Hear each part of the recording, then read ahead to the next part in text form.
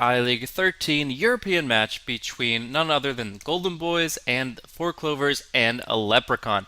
We start off with an unfortunate Game 1 forfeit due to team delays on 4CL's behalf, and then we actually got to see 4CL stomp out a very nice Game 2 win, 41 minutes, but they had the advantage the entire game. But now we get a Game 3. Golden Boys back at it again, this time hopefully skilling up the right spells, as they are going to be bringing in some familiar faces to the draft. Thanks once again for tuning in, and I'm not going at it alone. I myself am Blaze, but I'm joined by none other than Llama Down Under. How's it going? I'm really excited. We see the AA on the other side. Golden Boys, like, we've had enough of you having that here. We'll show you how we can use him. I wonder how the rest of their draft is going to adapt. We've got a Clockwork coming out, and that's what I actually was just looking for stats on because Sexy Bambo, he's played Dota for a long time. I'm pretty sure I want to check his stats this patch and a couple others, but I'm pretty sure he's a very experienced Clockwork player. Yeah, definitely, So definitely. We got to see it last night, and it was pretty solid. But as a whole, like I got to see when he even played against the Koreans on Team Zephyr, he does some amazing work on the clockwork. He's very unorthodox in the way he moves, but that's just that much more effective at catching people off guard. And as much as I am excited about the Bambo clockwork, it also means that we are going to be getting a support Tusk, which is just that much more exhilarating when it comes to the early fighting. yeah, I almost feel like Tusk is better than an Earthshaker early game, just because with the Snowball Ice Shards, maybe a bit easier initiation than an Earthshaker has, and your damage output with the nerfs to Earthshaker is a lot more. So it's really interesting, and I think all the players at this level know how to use the Ice Shards to block terrain as much as a Fissure would. So I'm really loving this support Tusk and excited for Four Clovers to show us some more early rotations. But yeah, I'm a bit surprised Sexy Bambo only has 22 lifetime games on Clockwork, 7 this patch. I was expecting a bunch more, but Hmm. that's okay. I'm sure he still knows his way around a clock. Oh, And the Clink span out, do you know what that's about? that's actually quite interesting now that I think about it. I mean, obviously, Klinks is one of the highest ranged heroes naturally, so he's going to be able to poke at a clockwork a lot more effectively. But I understood a lot more in the previous game, where it really seemed to fit into the draft, the early damage output that you're looking for from the hero, very physically oriented, of course.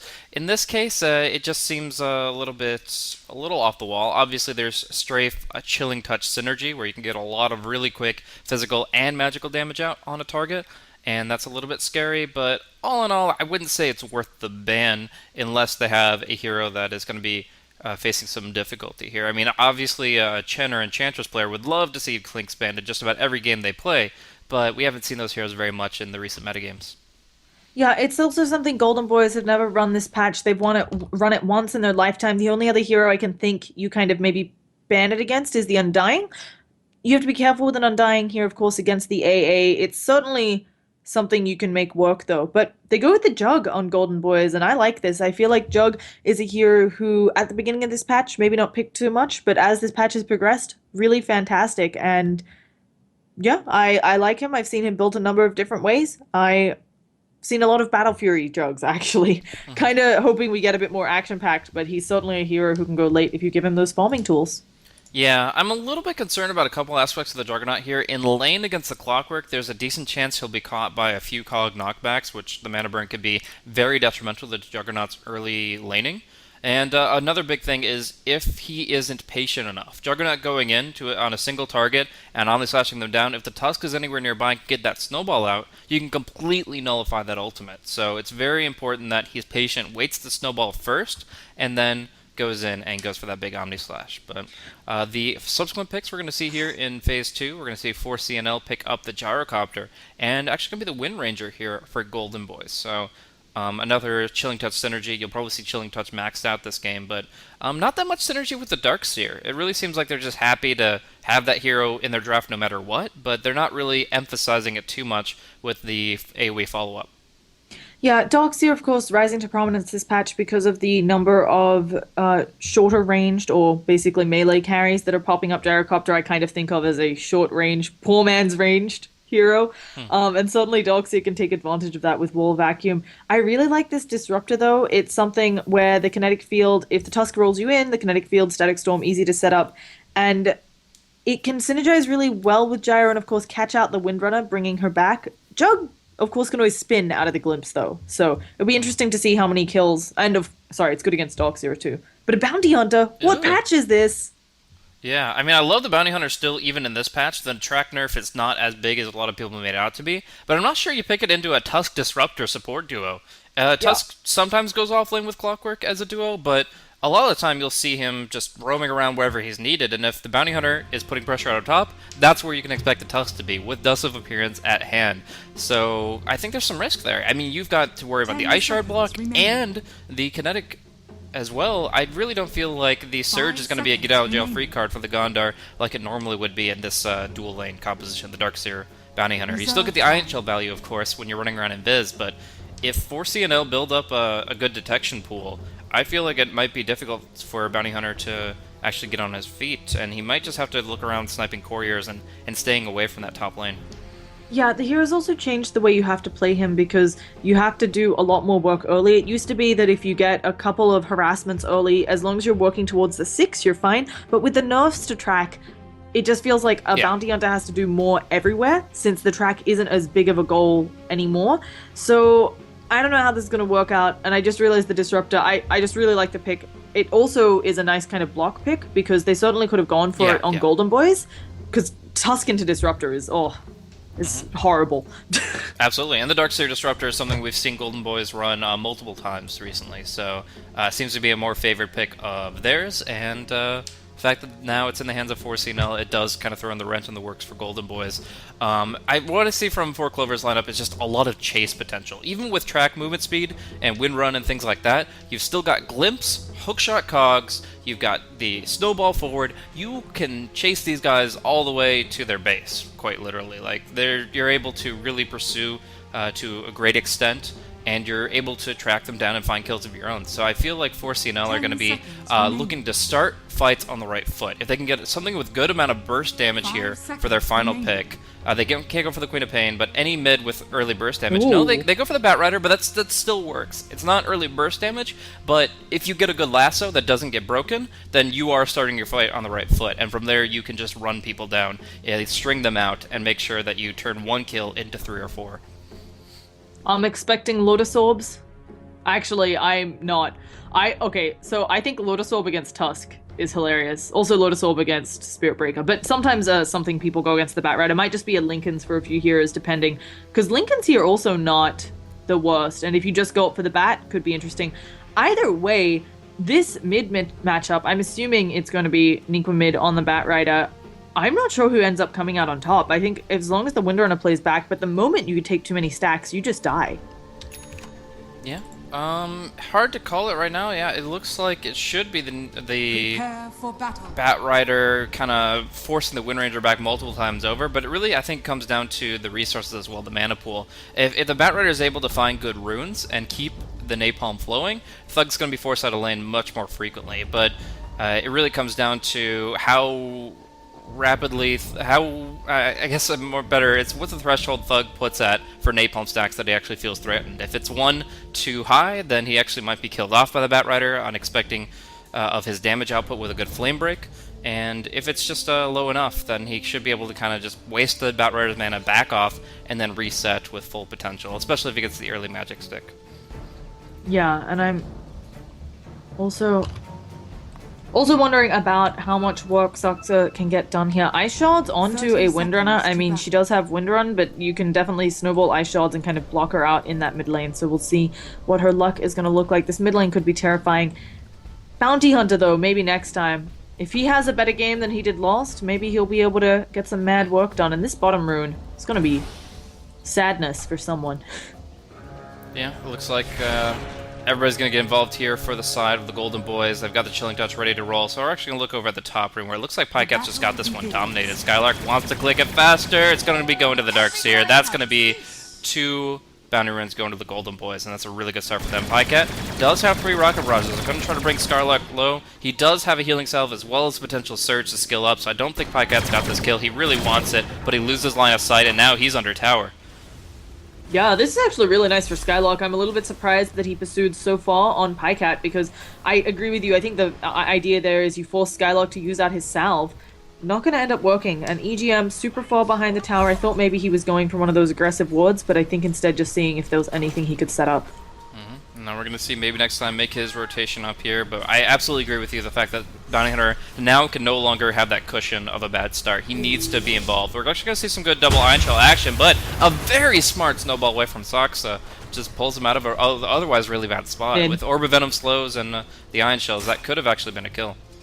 Yeah, and Thug just getting away by the hair on his tails. That's not how Windrunner works. Either way, it had 8 sticky napalm stacks up, and also with the glimpse back from EGM, Thug was put in a bad spot, but Windrun to the rescue, and just that isn't enough levels to be a real pain there. So maybe next time, just being a pain to Soxka. I don't think Soxka will go down here, but this trading is not super favorable. I don't know what he's doing, honestly. Like, he'll go for the snowball play here. Yeah. The Disruptor is nearby with Glimpse, and they should be able to scout him out. Yeah, they have the dust, so this actually could be a kill now that Soxka has the upper hand. Maybe next time is outside of Glimpse range, but of course it's on cooldown for quite some time. They'll pop the dust, actually slows down the Bounty Hunter, and in the end he looks like maybe he'll just feed to Creeps or the Tower. Soxa, he wants the first blood, he draws it. And yeah, that was actually something that you won't often see, because Bounty Hunter has such high natural base armor that you're not generally able to trade with him. But if you can just get low enough to that point and then retreat to a position where you can just kind of keep tabs on him, the Disruptor can make a play like that. So it was actually very well thought out from Soxa. Yeah, and also a mistake from maybe next time. He should have known that he was being baited, and he shouldn't, I think, have gone for the kill for another... You have to wait until the snowball comes out to use your Shadow Walk, but got a bit greedy there and got really heavily punished, especially when they didn't have vision of the Disruptor at all, so he should have known that Disruptor was rotating top, but maybe hoping he was mid. And these wards, do they not touch each other? No, they just miss, so nobody gonna lose their sentry in mid, and gonna be bad for the Bounty Hunter if he thinks he's safe there and rotates in. Absolutely. For now, Nikwa, I mean, he's getting some decent CS here at 6, but he doesn't have any jungle stacks to fall back on. The Wind Ranger is overpowering for the moment and should be able to generate quite a bit of momentum. Luckily, Batrider isn't really as item dependent as a Wind Ranger by comparison. You get your Blink, your Force, and you're pretty much good to go. The only exception to that is if enemy picks up like a Yule Scepter, then you probably need a BKB to make sure your lasso sticks. But as it is right now, he probably just needs the 2 items I mentioned, and he's good to go. Bambo's contesting the pull down bottom, going to be getting some nice experience here. He's actually already level 4, and the Ancient Apparition just isn't getting as much as he'd like to in this situation. It's the second time we're seeing Skanks go for kind of what we would normally consider a 4-position support in a 5-position role, and I'm curious why he goes in that kind of item-dependent support mindset in that situation. We're actually going to see Nikwa stalked up by maybe next time, but the Sentry Ward, as you mentioned, is going to allow him to keep his distance. It's probably just an unfortunate case of playing the 4 and the 5 is really different. I actually just had a discussion with some of the members on Root Gaming about this, because I was wondering, and top, Skylark getting cut off a bit. He isn't able to eat a tree or anything. He doesn't have any more tangos on him. He's probably going to fall here. 3 in the snowball. There's a rocket barrage. Tank it for him. Neutral creep. Skylark trying to go the other way. Can he walk and juke his way to freedom? But one more auto attack will do it, and he goes down. So it could just be a case of one of them plays the 4 and one plays the 5, and they're really used to that, but then hero preferences. Discussing it with some, as I said, the guys on Root Gaming, it's apparently a really big difference playing the 4 and the 5. I thought it would be much more interchangeable, but the playstyles are really different. The fact that you'll be, one of you's doing a lot of warding, one of you's not, one of you's de-warding, and so it could just be preferenced with that playstyle. Oh, and the glimpse back home, did that just happen? That sucks. Yeah, it's a long walk of shame. Even with the Surge, it's going to be a while before he gets to the creep wave, and he's going to be losing out on a lot of experience compared to the Clockwork, who's actually second in experience per minute right now. Sexy Bambo is between the Juggernaut and the Wind Ranger here, and that's just insane. The fact that he's about to hit level 6, and Darkseer just lost a lot of his progression towards even level 5, that's pretty huge. But yeah, I've run into that quite a few times myself. Like usually one support in most teams' configurations, one of the supports is the captain, and more often it's the 5 position, just because you're able to look more on the map, whether you're doing things like pulling and other basic natural things. Whereas the 4 is really focused on getting the most out of every second in terms of either finding farm, finding gank opportunities, roaming around. There's just it's a completely different role, honestly, despite the heroes being similar. Down bottom, looks like they'll get the kill on Sexy Bambo, but I think it's okay. It's one of those things where sometimes as the offlaner, you have to play a bit aggressively to get those levels, and as you mentioned, he's doing really well. A kill, you don't want to give the Jug farm, but you're probably okay with that progression, and Sexy Bambo is level 6, so he can just use this death to kind of act like he's walking back to lane, maybe get a kill elsewhere. And speaking of kills, the mid lane looking like Thug might be taking a tumble. Does have a bit of backup here, but I don't know if that's going to be enough. So, the other thing I worry about here for Skylark, maybe it's time to just go jungle. This lane is really scary with a Disruptor and a Gyrocopter. Yeah, I mean, you never really. A lot of times, the Darkseer used to be like the key jungler. Now it seems like that extra route of farm is usually reserved for the mid. So you usually see that power shotted down, maybe a Juggernaut spin come against it, and the offlane is left high and dry a little bit. So I kind of feel like the metagame where the Darkseers and the Batriders farm the jungle stacks has kind of shifted into the mid's hands, and maybe that would be something that puts a dent in Thug's farm when he, as you can see, he's farming the double stack right now. Yeah, so gonna be at least something. The other issue here, I wonder, and we do had, okay, they've blocked out this camp, which is a really nice play for Golden Boys, and they've got a couple of stacks for the Batrider. It's kind of interesting. I feel like Batrider and Windrunner, I guess Batrider clears stacks faster, or he can clear bigger stacks. I don't know if it's faster because of the sticky napalm setup. Of course, Windrunner can also attempt to clear stacks, but with the degradation of power shot as it goes through units, it's always rough. I'm not sure who has the better catch-up farm. I'm erring towards Batrider, but I think it takes him a while. You know, neither of them is like a Shadow Fiend or a Lina who just kind of pops into the jungle, comes back out, and is like, got 1,000 gold, guys, how's it going? Exactly. It really comes down to the item build. The two builds are, generally speaking, between Ags and Maelstrom. Maelstrom is still an underrated item in terms of its value with Focus Fire, as it still does its full proc damage with each lightning strike. But Maelstrom is actually a really good item for farming stacks and just farming clusters of creeps in general. So that's one way you can kind of outpace the Batrider, but otherwise you're just going to be looking at the kind of bread and butter aspect. Glimpse back on Skylark. Up top, they're going to call down him. He's going to go for the TP away, but that second Rocket Strike is not fast enough. The Darkseer will live to see another day. So, really nicely done there, and yeah, I do wonder, a lot of Windrunners, it seems to be their skill build is personal preference, because we've got players who, despite, I think most people agree that the mass assured damage output is the Ags Chris build, and actually maybe next time they get the shackle onto the neutral creep. Nikwe, I don't think he's going to go down here. The power shot doesn't manage to hit, and they are both just probably going to back up, but maybe next time, caught in a little bit of a bad spot. 3 seconds till he can get back out, but maybe Suska going to pay for this with his life if he's not careful. But here comes EGM, and he's carrying dust, as he always is. Maybe next time slowed. Shackle doesn't latch. Seems a bit unfair. Can he get these shots off, though? And yeah, not going to just go for it. I think a bit dangerous. So Suska TP's out like it's no thing, and actually, Doxy this time not having the vacuum. I don't think he would have gotten it off, though, with the cost point on that spell. Yeah, it's just a tough position. We're actually going to see Bambo go for a Midas here on the Clockwork, doing so well, in fact, with 32 last hits early on that he says, well, the rich get richer. He's going to be going for the Midas. That'll translate into later game items like Aghanim Scepter, maybe Vlad's AC. BKB's not too bad this game. But there's a lot of physical damage roaming out, so I don't expect that to be his item of choice. Yeah, I think it's a bit more likely that we'll see that pipe or so on. And apparently, we should expect big things from Suska, because he got 8k MMR by spamming Tusk. So, I'm suddenly expecting a lot more from you, Suska. Oh, I mean, just the 2 plays that he's made in the top lane already have been quite impressive in that regard. Like, just the snowball back in the situation where he was between Bounty Hunter and Darkseer, and even the bait plays. Well, that's not Tusk-specific exactly. It's still very relevant to his overall skill level. Yeah, he clearly knows how to play Dota. Unfortunately, missing these wards. Kind of funny, too, that they missed it. No, actually, it's going to be the Dire who knows about that one. And top, it looks like Skylark in a bad position again with the Glimpse being used, though. Will the TP out work this time? Again? It looks like it will. Oh, just barely having enough raw effective HP there. And, yeah, this has got to be kind of frustrating for the Dire in general. They're using the Glimpse for the pullback, and obviously don't have any disable at that point to actually lock down the Darkseer. I almost have to consider the possibility that Pycat could have gone back and skilled the homing missile. Starts with the homing missile when they start hitting him, and then when the Glimpse comes back, it's ready to knock him out and prevent that TP away. Yeah, it's overall. I was thinking about that too, but it's really just that lane that that lane that lacks lockdown. That is fun to say.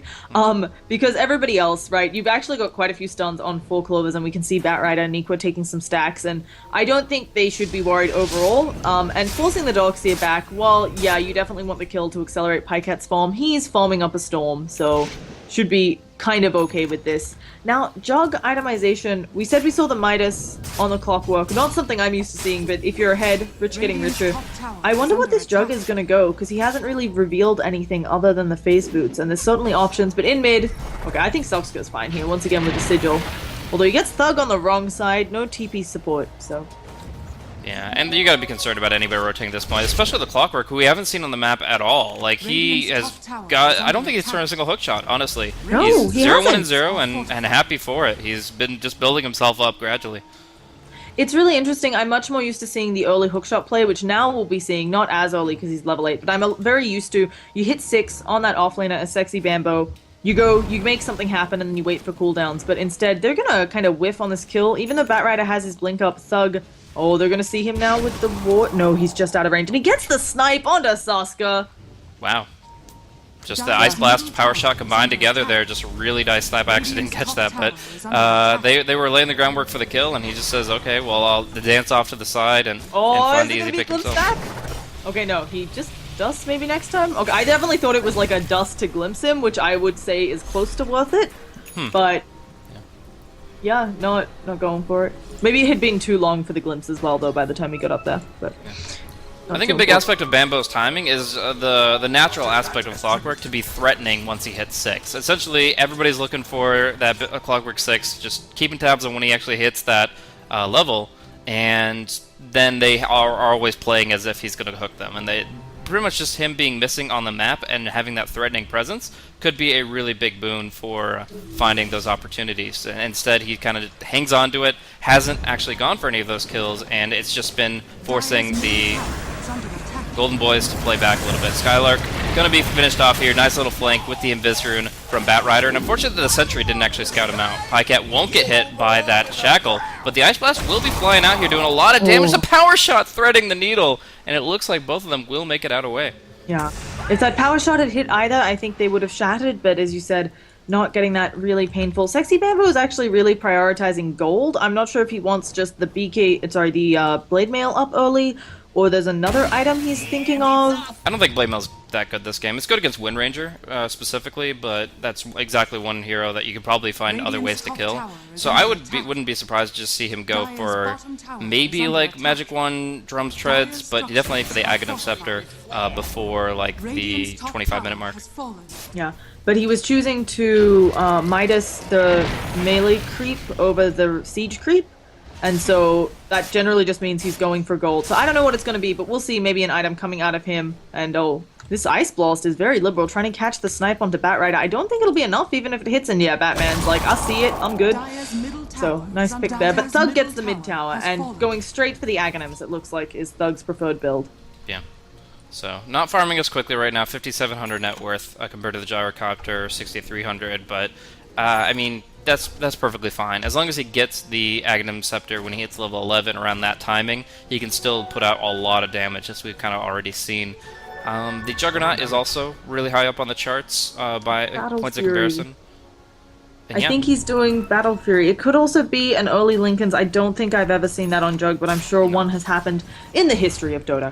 But I think it's the Battle Fury, and that indicates the Golden Boys' plans on going late.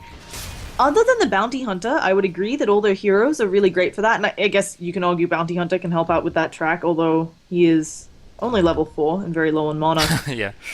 So, and they certainly go later than 4 Clovers, you know. While Bat takes a hero out of the equation, Jug isn't the latest of game carries. Yeah, Flat Cannon's good, but it's only 6 shots every 30 seconds. But it's an interesting play when Jug is a hero who can fight so early.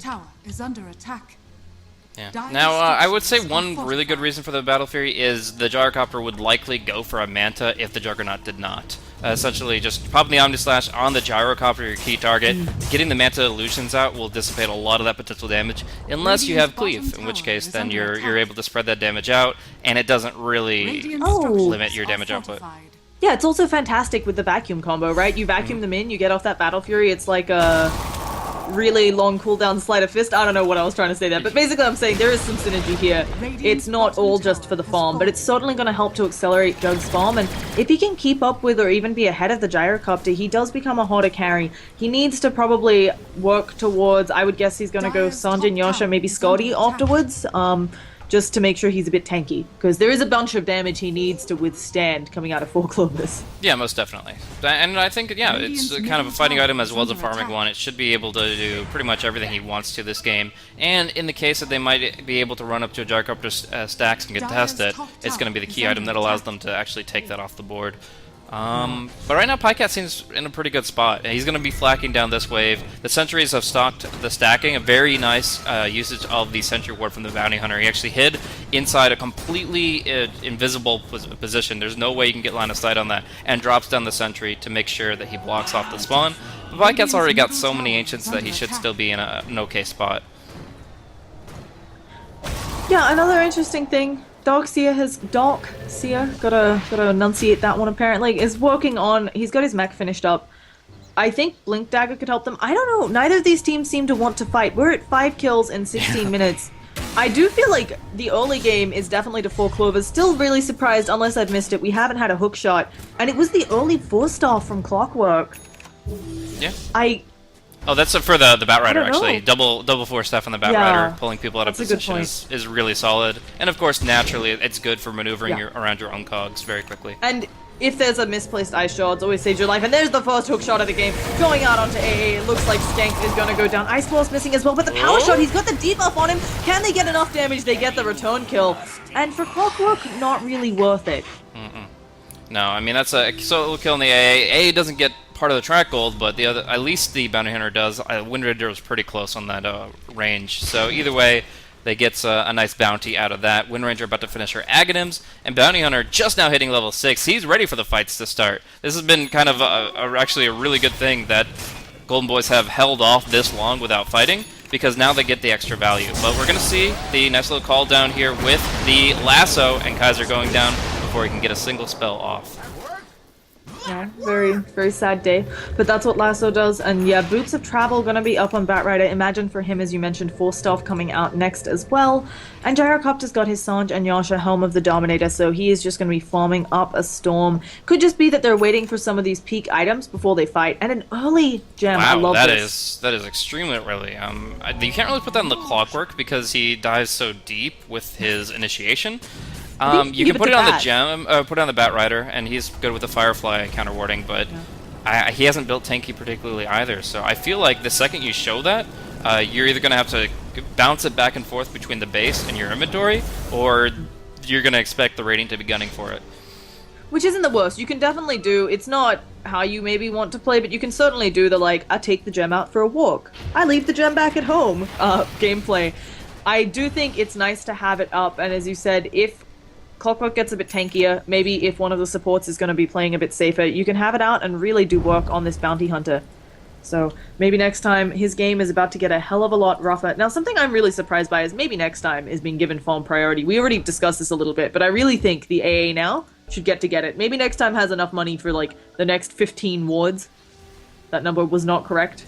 Oh no, about 15, yeah, actually. So he has enough money for the next 15 wards. Oh, and he's gonna go down. Maybe next time ice shots to the face, but can they get the return kill? Oh, Snowball to dodge all of it, and now it looks like they're gonna be able to catch out Thug too. Call down coming, Thug, he can't get out of this in time. He's gonna try to walk it off, but another ice shot's coming out. And with the Urn Charge on him, is it enough? Another Urn Charge coming out. Skylark, his mech is already on cooldown. The TP out from Thug. Can they get any sort of return kill? We've got a hook shot being the thing that actually takes out Thug, and now Skank's on the run. Skylark gonna fall. Snowball coming out. Skank's gonna go down as well. Kind of a 4 for none. Yeah, just kind of. That was actually insane. Kaiser was going for the Omni Slash on a target in the pit. I think it was Nico, but I'm not sure. And they were TPing out. The mini stun no longer exists on Omni Slash, so he didn't cancel the TP. Gets a couple strikes in. That person gets back to the tier 1 tower bottom, and he just wasted Omni Slash straight up without getting a kill. So all in all, that is going to be a 4 for none. A beautiful Ice Blast dodge from the Tusk with the Snowball, and it just, there's so many ultimates failed to connect in that fight for the Radiant. Yeah, didn't work out in their favor. A lot of that, the really nice play on the snowball, but also, as you said, maybe not remembering that there's the change on Jug, or just thinking that he had enough damage output there. Not quite sure. But it's, it's one bad team fight. It definitely puts them in a hole. They're probably, when this evens out, probably 7,000 net worth and 7.5 thousand experience behind. It is something one big team fight can turn around, but very aggressive initiation here from Nikwa. Doesn't have a force step, but barely gets Skylark down to the low ground, and they'll kill him off cleanly with Bounty Hunter limping away with 10 HP, nearly getting 2 for that. And again, the reason that play is so dangerous is mainly because he's still carrying that gem behind enemy lines. Yeah, but they're feeling like they're in a good spot, and with both the Clockwork and the Batrider able to do so much work early on, I don't even know if Gyro needs to show up. Of course, if he does, it's more damage for them, but he can just go farm a little bit, make sure he gets up whatever he wants, probably an MKB to deal with Windrunner, and suddenly Golden Boy is very much on the back foot. Yeah, this game really just went from 0 to 60 very quickly, and it's dramatically shifting in favor of 4C&L, despite the Bounty Hunter track generally being better when you're fighting. The problem is they're not netting any kills, and they're not profiting from it. Kaiser will go for the Omni Slash, but it RNG bounces back to the creep wave that he probably, honestly, like, maybe just goes for the hits on with the Battle Fury and then tries to chase down the Batrider before the blink comes back up, but in the end, no, just rolls the dice, doesn't work out, and Nikwa doesn't even get hit by the Ice Blast. Yeah, and again, another case of sentries just being out of range of the wards they're looking for. Wow, that's happening a lot this game. Yeah, it's really awful luck for the Golden Boys. They are having... Their placements have been getting really awful, and I don't think they'll catch out maybe next time here, but he's in the danger zone, to put it lightly. So, but now it's going to be going on to Kaiser. He can't get out of this. He needs to get out of there to spin, but he's going to get glimpsed backwards. Where's the spin coming out? He's going to avoid some damage, but a Warrior's Punch will just do him in, and he doesn't have the Omni Slash, so he just inevitably falls. Suddenly, Golden Boys, I don't know whether they need to take a chill pill, do some warding. I don't know whether it's just a case of this gem doing so much work, getting rid of their vision. But they need to do something, because this Jug can't farm. They need to assassinate the Batrider. That's really their only option. They have to get this gem off the map, because Bounty Hunter can't move to scout without it. Bambo will be picked off here. Nice little jump there, but now they're in some trouble, actually. The gem is going to be pursuing them very quickly, and it's going to make it difficult for the Bounty Hunter to get out. Nice little TP there from the AA, but Bounty Hunter's still roaming around. Luckily, the Batrider turns back towards the southern part of the map. But yes, Nikwa has to be their target. They have to find an opportunity to kill off this Batrider, surprise him with a smoke, something, because if the gem is still in 4C&L's hands at this stage in the game, there's no way that Golden Boys can obtain map control. Yeah, and now it looks like maybe next time? Okay, they didn't quite see him, but you gotta be careful. Saksa might end up wandering over here. It looks like they're fine, so... either way, I think that they've got a couple... They got a smoke, one, and they just used one, so they have one in stock as well for the lineup of 4 Clovers. They have 2 smokes in stock.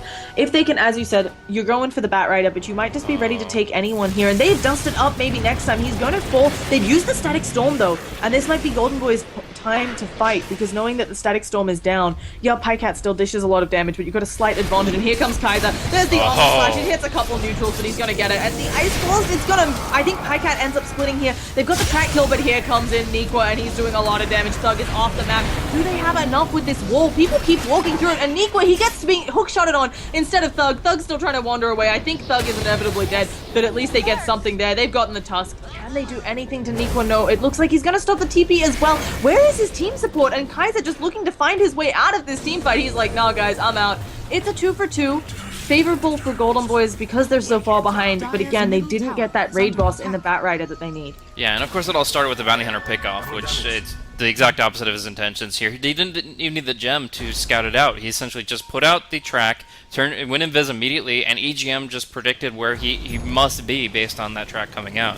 So just 4C&L still completely dominating the map, and most importantly, that gem is out right when they were trying to steal it. Because if you look at the wards, they've been holding these wards for a while, but they put a Observer ward 2 towards the top rune. This is an anti-gem ward, but still not great against the Batrider. And then they've had this one down towards the Adar Plateau on the bottom lane for quite some time. So those 3 wards are now extremely vulnerable to Nikwa, and Roche is, of course, completely under their control. And as you say that, they're going in for it. Not going to be much ado about that. Now, how do you I feel like you're in the back foot for Golden Boys. You're again in a place where you have to base defense. I think that base defense this game arguably even better. Power Shot clears wave, Ice Blast, Vacuum, a potent combo. And you got a Jug, who's got some wave clear on him. Is there something, a big item Golden Boys can wait for? And then suddenly they're in the driver's seat? That's tough. I mean, obviously the AA Scepter is pretty huge. You can get the pipe on Darkseer, that would be really nice. But I feel like the Wind Ranger just... she needs like a Lincoln Sphere of her own in order to actually stay alive without being controlled in the fights. And we have a Dust coming out. They're going in. There's going to be the pulls from the Bat Rider. Kaiser, is he going to be put on the high ground under the Oh, nice shackle! Shackle! How did that happen? And that is a beautiful play. Kaiser's going to fall, but can they get some sort of return kill? They've killed off the Disruptor. Can they get any more? A Blast on cooldown, of course, for a while. They're trying to go back in. Skylark still has Surge and Ion Shell, but now it looks like AA is going to fall. One more auto attack will do it, but Kaikat not going for it. And they already have a Lotus Orb. Clockwork ends up getting the kill. It looks like maybe next time's going to fall as well. They have a gem. Goodbye, sweet prince. Who is holding the Lotus Orb? Is it? Oh my goodness, Clockwork has an early Lotus Orb. I love this. They're gonna get the Shackle. Is Nico gonna finally fall? I don't think my they can gosh. get the gem. There are too many enemy heroes. Skylark, he's got to try and do something here, and Thug is like, I need to kill people. I need to get the gem back, but you're fighting a one against the world. And yes, Thug realizing he needs to escape. They pick up the Aegis onto Gyrocopter as well, and Thug might just be gone on here. They get vision. Snowball's gonna be too late. But still, that fight working actually really well for 4C&L, despite a couple of major plays coming out from Golden Boys. One of the biggest limitations of the fight, I would say, is the fact that Wind Ranger really couldn't get any damage out for the first half of it. She was up here on the high ground. She got an amazing shackle shot right into the pit, but she had to run all the way around, down the ramp and back around to try to get some damage in. And in the meantime, they were losing so many to the Gyrocopter there. AA going down pretty early, and just as a whole, not having control over that fight. Yeah, the Lotus Orb, great for dispelling track, great for of course, echoing plenty of spells. And if you can get any echoes against the Wind Ranger, it can be game-winning. Oh, that creep won't live long enough to tell the tale with the BOTs, but Thug has obviously the possibility of Shackle Shot echoing against him, but even more so, Focus Fire on Gyrocopter. Just insane. The attack speed is maxed out for him, and could just destroy things. Also, Omni Slash. Like, it changes up who you have to target. Yes, the secondary one isn't reflected, but like, as you said, there's so many things. I don't think I've ever seen a Lotus Orb this early in a game before, and I really like it. It's going to give them a little bit of extra armor against a lot of this physical damage, and it's just so fantastic to see it early. And this smoke, if anybody comes to defend mid tower, they're just dead. Yeah, and it's pretty natural to assume that Pycat is baiting at this point. He's got an Aegis, he's got a Butterfly, so he's confident, but he's not that confident to just be 1v5, essentially. So they have something waiting in the wings. Golden Boys don't want to touch that. They don't want to fight into Aegis, so they're going to try to split push. They're going to try to do whatever they can to get this top tier 2 in exchange, but because the Rocket Flare is delaying the creep wave, by the time the tier 2 falls, 4C&L are going to be in the base. They already get the Observer Ward primed for it. Now they're going to go with the Nequa jump here onto Skylark. This could be a game-winning pickoff. Skylark dead in an instant. Yeah, they'll push on the top lane, but in the meantime, their racks are going to be in jeopardy. And I think they have to go for this push. They know they can't fight without the Darkseer, and the only thing they can maybe get is a tower in return, but at the same time, they're already having their tier 3 sieged, and we've got a TP rotation back from the Clockwork. He might be able to stop this, actually. The Focus Fire has come out. He's used the hookshot. Lotus Orb has expired, but it's got a super long, super decent uptime, and they're actually going to get the tower around the same time. No, they don't end up finishing it. Clockwork gets the deny, and now their Rax is in jeopardy, and they're getting nothing. Darkseer is, 10 more seconds, and they get glimpsed back. Oh, no! Oh, that's a free lane. There's no way to contest it without the Wind Ranger here. Wind Ranger will try to get some vengeance, maybe killing off Bambo, but in the end, she's now the one in trouble and has to disengage. Luckily, Bambo, without an Aghanims, cannot actually find that hookshot just yet. It's very close to coming off cooldown. They have vision on Thug, but he's got that Blink Dagger and should be able to juke this one out. Do they just not think on the lineup of Golden Boys that there is that much vision for the Disruptor? They have to know that this is going to be a maxed out glimpse. You're 29 minutes into the game. I think maybe just making the mistake that they didn't have vision to where they TP'd. Like, it's happened a number of times. There was an Observer Ward in the base, and it was nighttime, so I think they probably looked upon hero night vision values instead of the Ward one, which is significantly more. And just hope that that wasn't a catch potential there. Yeah. So, really well played from 4 Clovers, again, showing a dominant performance both of these games.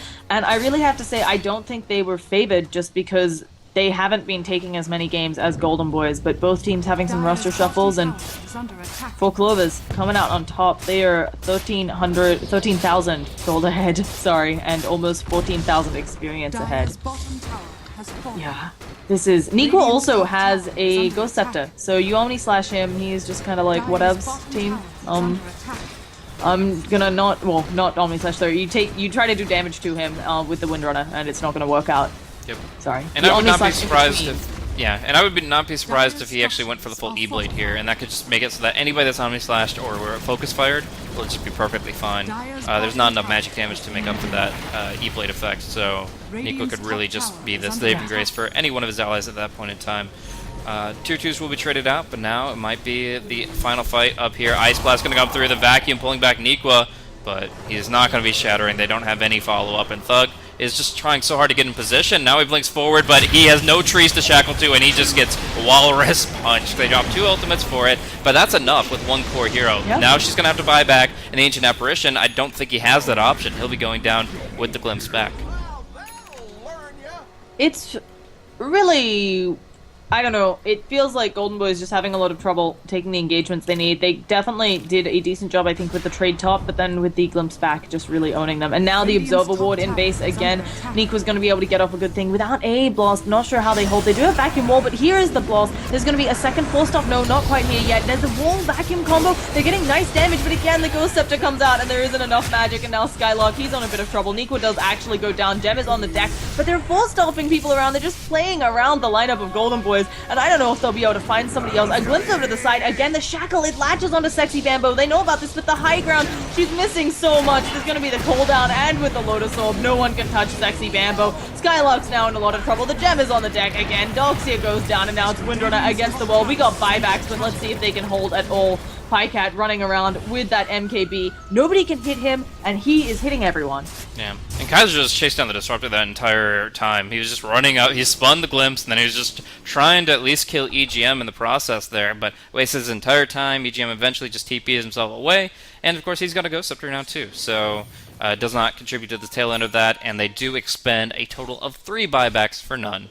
Now at a 9 to 24 kill deficit. Clockwork approaching Ags, adding in more chase potential to the point that if they're ever outside their base, there's a chance to catch them. There's no place that is safe at this point in time because of the reach of Batrider, Disruptor, and Clockwork combined. Yeah. And I think the bounty hunter, yeah, he has track up and blink. It's not as good as a level 2 Aghanims, as an Ancient Apparition Aghanims would have been here. So I think a lot of it coming down to... Because the laning phase wasn't awful for Golden Boys this time. It definitely wasn't as devastating as last game, where it felt like, as we said, early vacuum really cost them the game. But AA getting no farm here, I mean, there have been a number of times where if people had Ice Blast on them longer, they would have shattered. So, just not sealing the deal. And it changes how you take team fights. You can't take them as much. Yeah. It's just really difficult overall. I mean, the Ancient Apparition isn't pursuing Ags. He's going for Force Staff because that's the Clockwork a factor, just forcing them into a bad spot. The Tusk as well. Those picks just make it so that a support has to find that utility more than anything else, and that means that they're relying exclusively on the Juggernaut and the Wind Ranger for their damage. I like this little play here, getting the smoke here, but with Kaiser being so far forward, I'm sure it's predictable to a team as good as 4CL that they know. On the other hand, oh, if they can use it to get the racks, like I would just, if nobody's responding yet, I would just try to get some damage on the melee racks and see. And if they can actually, the Lotus Orb comes out, the Shackle is reflected, but now here come the mass TPs and they need to get the hell out of dodge. But Batrider is in with the lasso. There's going to be a really nice AA blast. Can they kill up Sexy Bamboo? Finally, wall vacuum combo. It was beautiful. And are they looking like they might actually be taking this team fight? Thug goes down as per usual, and suddenly Pycat is here, cleaning up everyone. Kaiser can't fight. They got a number of fantastic kills, but here comes the attack helicopter, and you just don't win. Although they made a replicate of the attack helicopter, and that's now killing people, so that's nice. Yeah, suddenly Pycat is essentially the way I would describe that fight. Yeah, just walks in, kills off the entire enemy team, almost one of his allies, but has a jolly good time doing it. I mean, at this point, his damage levels are just absurd. His farm is insane, and he's just 2 tiers above anything that Golden Boys are bringing right now to each and every team fight. The MKB, the Butterfly, and of course that SMY, all of it just adding together for a massive amount of damage. My teamfight recap didn't show up. I was hoping to at least get a number on that, but no, he carried that one no problem at all. And of course some good uses of the Clockwork Cogs as well as the Ice Shards to keep Golden Boys locked in place for that duration. Yeah, so it's looking really good for 4 Clovers. The buybacks are on cooldown, of course, from that last fight, or people just not being rich enough. But let's see if they have this kind of final hold coming out. They won't have the wall vacuum combo for another 30 seconds, but Bounty Hunter can get some tracks up, and maybe that'll help their positioning. Yeah, well, we'll try for it, but Nikwa's already ready to go with that lasso. Actually going to be a hook shot forward here, killing off the Ancient Empress, who was just tanking the creep wave, and there's Shackles, not going to be doing too much. All this bouncing around back and forth, the Echo really just making everybody's life miserable, and they're diving the base. They've got evasion, they've got Satanic and Pycat. He wants his rampage, he's got a double. He's going to be pursuing Kaiser for the triple, and here's Thug for the ultra kill. Unfortunately, Bamboo had already taken the AA, but it's still a hell of a showing here from 4 Clovers and a Leprechaun. Yeah, so even winning despite the default win, I mean, certainly not the result I was expecting. Well played from 4 Clovers. They showed up today. And if this is the lineup they're, if this is how they're going to play for the rest of it, I am excited to see more coming out of them because they have had a rough ride so far. Yeah, absolutely. It was a little bit difficult. Obviously, Golden Boys were on quite a hot streak themselves, taking like 70% of the games they've played in the past 10 days against really good teams. But here we see 4C&L striking back and maybe on an upswing here themselves. They're really playing their style, which is create a little bit of chaos, make those jumps happen, find those kill opportunities. I'm a little surprised it took as long as it did. Like the first 15 minutes, like you mentioned, were very, very quiet. So maybe they will look into more opportunities in the post-laning phase where they can start finding those initiations and start controlling the tempo of the game. But no matter the case, they played a great game and a great match of Dota 2 here, and despite that forfeit win, it is going to be 2-1 in favor of 4 Clovers of Leprechaun, closing out this best of 3 here in Starladder I-League. But that's definitely not the end for us here today. We're going to be going into another match in about 35 minutes here. And because of NIP's current roster issues, we're actually seeing them bow out of Starladder, leaving Yellow Submarine in their wake. So we're going to be actually seeing Yellow Submarine going up against the scheduled opponents, which are TBE. The Bad English team. Oh, the Bad Team English. Bad English. Yep. There we go. It's not the Bad English. It's not translated Bad English. It is Team Bad. I keep thinking it's translated Bad English for some reason. Yeah, it's just, I mean, it's a wild name no matter what, but I guess we'll see how they do. Going up against Yellow Submarine here in 35 minutes time. We'll see that best of 3 come to conclusion, and then we get to close out with an amazing matchup, Empire versus Arcade Power Rangers. So really looking forward to seeing those teams in action as well. Thanks once again for tuning in. Hopefully you guys enjoyed the commentary. I myself am Blaze, broadcasting on behalf of Beyond the Summit here for Starladder EU.